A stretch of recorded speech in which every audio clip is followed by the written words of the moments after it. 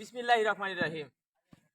আজকে আপনাদের কাছে একটা শিক্ষামূল্য ভিডিও নিয়ে আসলাম। সেটা হচ্ছে, আমি এখন অবস্থান করতেছি সোনারায় উচ্চ বিদ্যালয়ে।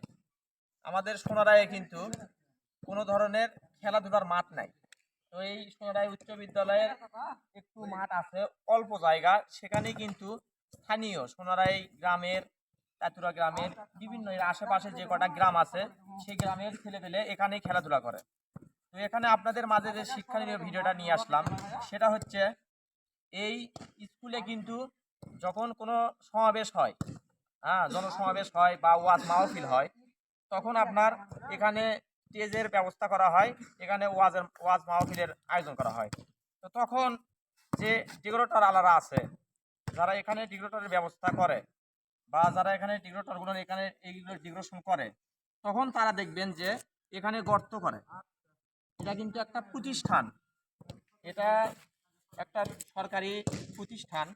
এখানে বিভিন্ন এলাকা থেকে ছেলে মেয়ে এখানে আসে লেখাপড়া করতে।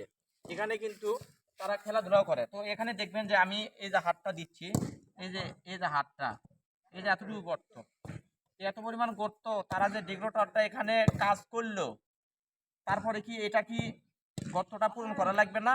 তারা এভাবেই থিয়ে চলে গেছে। তো আমি একটা নিরাপদ সড়ক চায়ের কর্মী হিসেবে, সংশ্লিষ্ট ব্যক্তি আছেন যারা যারা এগুলো সমাবেশ করেন, বিভিন্ন ধরনের ওয়াজ মাহফিল করেন, তো তাদেরকে দৃষ্টি আকর্ষণ করছি, অবশ্যই আপনারা এই ধরনের কাজগুলোকে নজর দিতে হবে। এখানে ঘটতে পারে কিন্তু বড় ধরনের দুর্ঘটনা।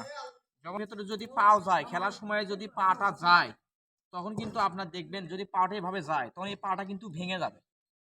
সেজন্য এগুলো গর্ত পূরণ করার দায়িত্ব যে ডিগ্রোটালারা এখানে কাজ করে, যারা এখানে স্টেজের ব্যবস্থা করে, তাদেরই কিন্তু দায়িত্ব এখানে এই গর্তগুলো ভরানোর। তো আপনাদেরকে দৃষ্টি আকর্ষণ করছি, এ ধরনের কাজ আপনারা যেখানে যেখানে ডিগ্রোটারের কাজগুলো করবেন, অবশ্যই কাজ শেষে আপনারা এই গর্তগুলো ভরাট করে দিয়ে যাবেন। আসেন একটু আগে আসে আপনাদের গর্তটা দেখায় আর কি। এই যে দেখেন, তাও কিন্তু বালুতে ভরে গেছে। এই যে আপনাদের গর্তটা দেখায়, এই যে গর্তটা, এখানে কিন্তু পাও পড়লে কিন্তু একবারে, শুধুমাত্র যে এখানে একটা গর্ত আছে তা না, এই স্কুলে কিন্তু কমপক্ষে কমপক্ষে আপনার না হলেও তো 35 থেকে 40টা এরকম খুঁটো দেওয়া ছিল।